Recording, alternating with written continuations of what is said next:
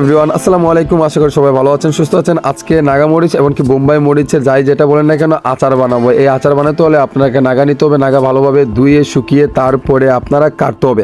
কারণ আমার এখানে প্রচুর পরিমাণে নাগা, তাই আমি মেশিন দিয়ে এগুলা কাটছি। আপনারা দেখতে পাচ্ছেন এগুলো কাটা হচ্ছে কত সুন্দরভাবে মেশিন দিয়ে চাপিয়ে চাপিয়ে চাপিয়ে চাপিয়ে স্মুথলিভাবে কাটা হচ্ছে। কারণ অনেক সুন্দর একটি লাগছে, কাটার পরে অনেক সুন্দর লাগছে। তারপরে এই নাগাগুলো কিন্তু ভাই ভালো মানের নাগাটা আপনারা নিয়ে আসবেন, কারণ আমার এখানে লাল মরিচ আছে, কারণ আমার ঝালের প্রয়োজন, তাই আমি ঝাল নাগাটা বেছে নিয়েছি। নেওয়ার পরে এগুলো সিদ্ধ করতে হবে। সিদ্ধ করতে হলে লোয়ারি প্রয়োজন। তারপরে আপনি ভালো সর্ষে তেল দিবেন, আমি 2 লিটারের মতো দিয়েছি, যার যতটুকু প্রয়োজন তা দিবেন। তারপরে যে কাটা নাগাগুলো আছে সেগুলো কিন্তু আস্তে আস্তে করে লোয়ারিতে ঢেলে দিব, তেলে বাজবো, কারণ এগুলো সিদ্ধ হবে। সিদ্ধ হওয়ার পরে কিন্তু বাগার দেবো, এগুলো নামানো হবে। তারপরে কিন্তু আপনারা ধাপে ধাপে আমি আপনাদেরকে দেখাচ্ছি ভালোভাবে, কিন্তু যাতে মুড়ে না ধরে আপনারা নাড়া দিতেই থাকবেন, নাড়া দিতেই থাকবেন যতক্ষণ পর্যন্ত সিদ্ধ হচ্ছে না ততক্ষণ পর্যন্ত আপনারা নাড়া দিবেন যাতে।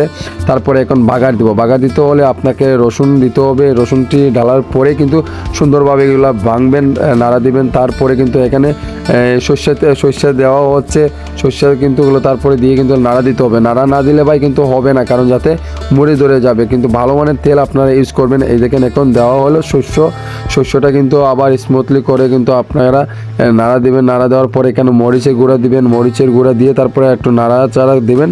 তারপরে এখন আমি দিচ্ছি হলো হলুদের গুঁড়া। হলুদের গুঁড়াটা দিলে একটু কালারটা যাতে সুন্দর হয়, এর জন্য হলো হলুদ দিলাম। তারপরে কিন্তু আরও জিনিস দিতে হবে, আপনারা এখানে অ্যাড করতে হবে না আগে, তারপরে নাড়া দিতে হবে, একটা কালার বেরিয়ে আসবে, আপনারা দেখতে পাচ্ছেন কত সুন্দরভাবে। তারপরে তেঁতুল দিবেন। তেঁতুল দিলে মনে করেন একটু টক টক ভাব আসবে, তাই আমি এখানে তেঁতুল ইউজ করছি। আমার পলিথিনে রাখা ছিল পিপিতে, এই পিপি থেকে বের করে কিন্তু আমি এগুলো তেঁতুল দিলাম। তেঁতুলটা দিলে মনে করেন নাগাটা একটু টক টক লাগবে, একটা স্মেল আসবে কিন্তু ভালো মানের, কারণ আমি এখানে অনেক পরিমাণে এগুলো তেঁতুল ইউজ করেছি, আমি পিপিতে ছিল।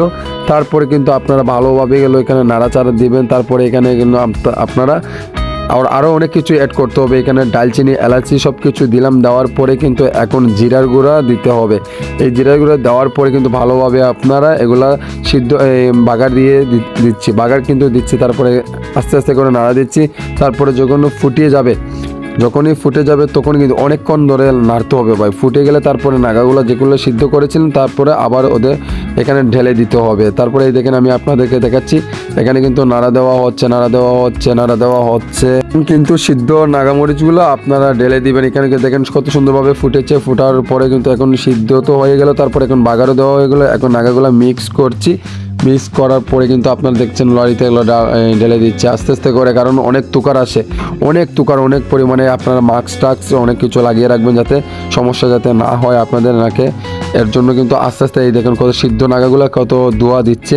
তারপরে লাড়তে হবে, মিক্স করতে হবে, মশলার সাথে মিক্স করতে হবে।